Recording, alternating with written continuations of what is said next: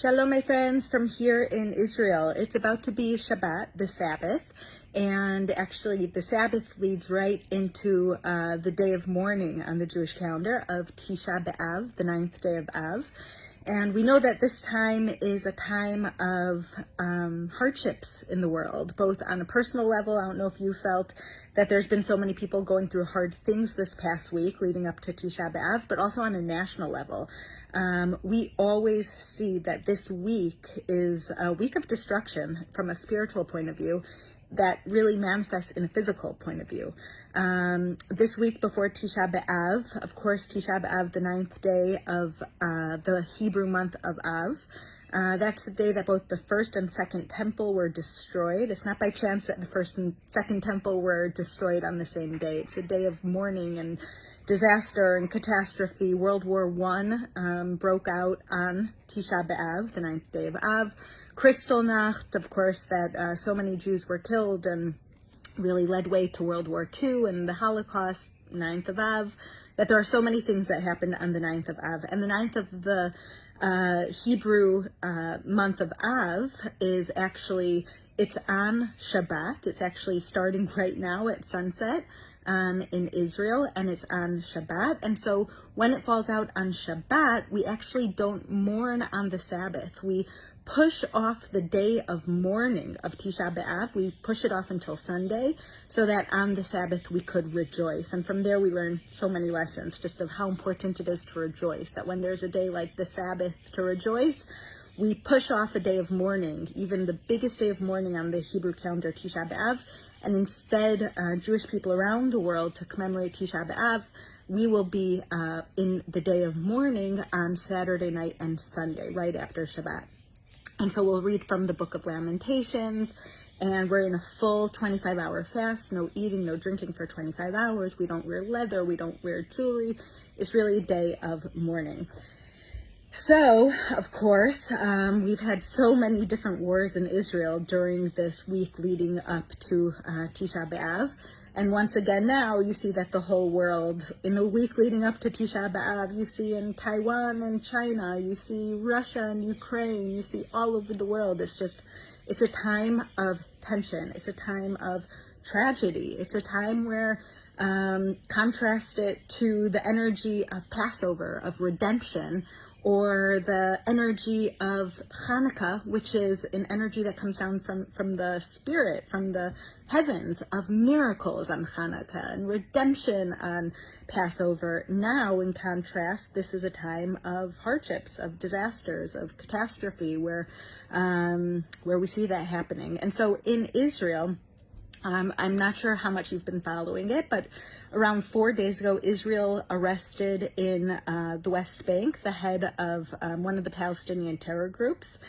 And in response, all the terror groups in the Gaza Strip have been threatening to launch anti-tank missiles at civilian targets inside of Israel. The Gaza Strip and Israel are so connected. You've probably seen other videos when I've been in the city of Sderot or standing on the border with the Gaza Strip, that you could be so close. I've heard their prayers. I've heard their Muslim prayers from standing in Israel. I've heard the Muslim prayers in the Gaza Strip. And of course, that's where Hamas, the terror group, rules and holds their people hostage. And so Islamic Jihad, which is one of the terror groups. There's Islamic Jihad and there's Hamas. Those are the two biggest terror organizations in the Gaza Strip, and they're also present in the West Bank. So the West Bank and the Gaza Strip are on different borders of Israel, but basically they're on every border.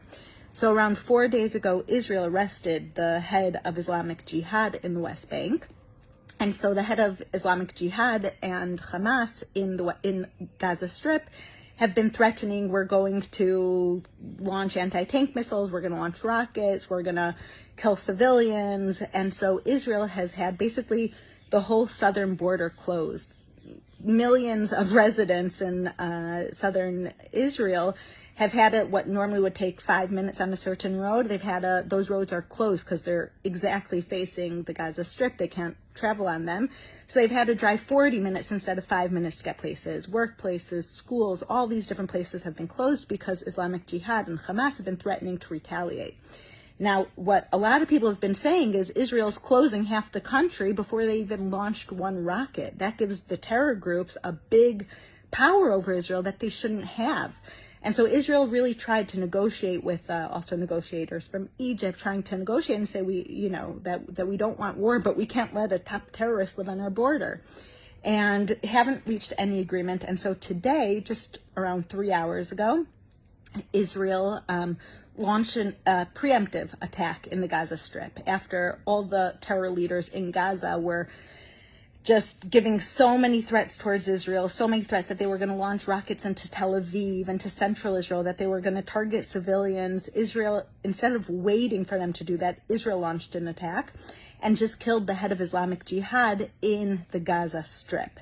And so it's not by chance, my friends, that this is happening the day before Tisha B'Av. This is a time when Israel's enemies, even if they're not conscious of it, there's spiritual DNA. I really believe in that. And that they know that now is a time when Israel and the Jewish people is a time of weakness, when hard things have befallen the Jewish people historically on this state. And so they're tapping into that and taking advantage of this very vulnerable time, I think. But the people of Israel right now are feeling very much on edge.